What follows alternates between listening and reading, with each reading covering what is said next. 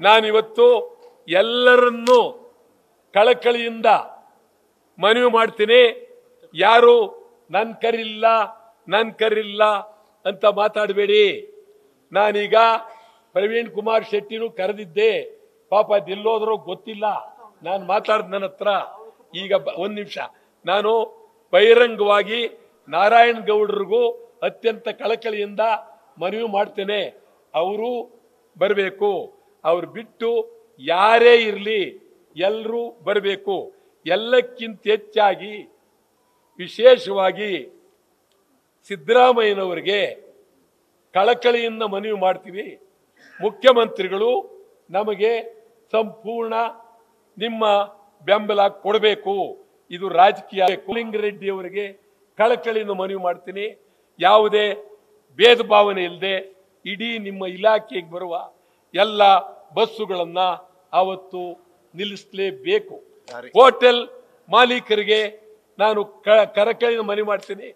ನೀವು ಪ್ರತಿ ಸಾರಿನೂ ನಾವು ಮುಚ್ಚೋದಿಲ್ಲ ಅಂತ ಹೇಳ್ತೀರಿ. ನೀವು ನನಗೆ ಬಹಳ ಬೇಕಾದವರು. ದಯಮಾಡಿ ಹೋಟೆಲ್ ಸಂಪೂರ್ಣ ಒಂದು ದಿನ ಮುಚ್ಚಿ ಅಂತೇಳಿ ನಾನು ತಮ್ಮಲ್ಲಿ ಕಳಕಳಿಯಿಂದ ಮನವಿ ಮಾಡ್ತೀನಿ. ಸಿನಿಮಾ ಮೊದಲು ಸಿನಿಮಾ ಇಂಪಾರ್ಟೆಂಟು, ಮೊದಲು ಅನೌನ್ಸ್ ಆಗಬೇಕು.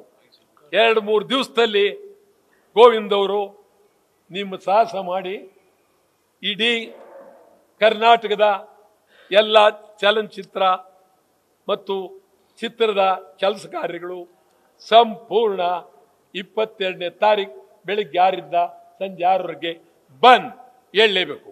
ನನಗೆ ಗೊತ್ತಿದೆ, ಮಾಲ್ನವರೆಲ್ಲ ಮುಚ್ತಾರೆ, ಮಾತಾಡಿದ್ರೆ ಈಗಾಗಲೇ ಮುಚ್ತಾರೆ. ಅದ್ರದ್ದೇನು ಬೇಕಾಗಿಲ್ಲ. ಯಾವುದು ಸರ್ಕಾರಿ ನೌಕರರ ಸಂಘ, ನೀವು ಬಹಳ ಗೌರವವಾಗಿ ಹೇಳ್ತೀವಿ, ಬೆಂಬಲ ಕೊಡಿ. ಕಾರ್ಮಿಕರು ಬೆಂಬಲ ಕೊಡಿ, ಕಾರು ಬೆಂಬಲ ಕೊಡಿ, ಲಾರಿ ಮಾಲೀಕರು ಬೆಂಬಲ ಕೊಡಿ, ಎಲ್ಲರೂ ಶಾಲೆ ಬಹಳ ನಿಮ್ಮ ಖಾಸಗಿ ಶಾಲೆಗಳು, ಸರ್ಕಾರಿ ಶಾಲೆಗಳು ದಯಮಾಡಿ ರಜಾ ಕೊಡಿ.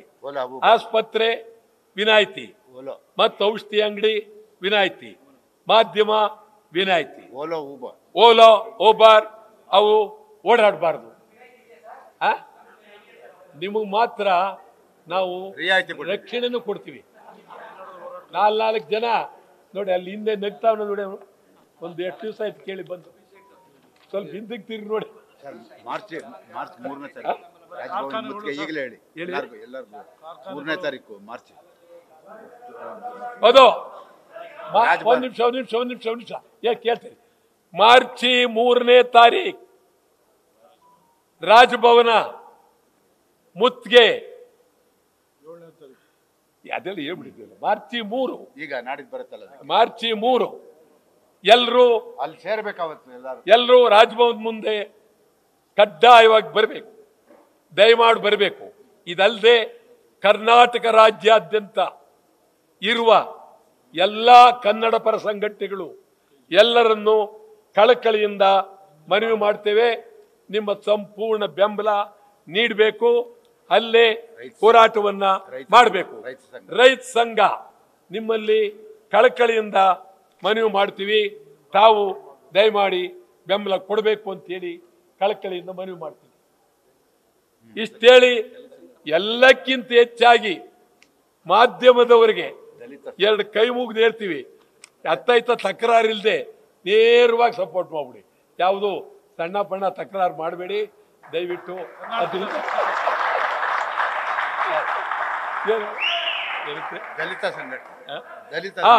ದಲಿತ ಸಂಘಟನೆಗಳು,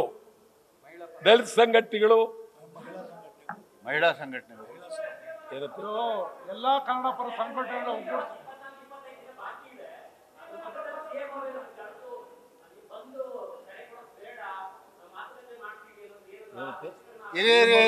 ಅದಕ್ಕೆ ನೀವ್ ಹೇಳಿ ಸರಿ, ನಾವು ಅದಕ್ಕೆ ಒಪ್ಪೋದಿಲ್ಲ. ನಮ್ಮ ಕಂಡೀಷನ್ ಇದೆಯಲ್ಲ, ಆ ಕಂಡೀಷನ್ ಇದೆಯಲ್ಲ. ನನ್ನ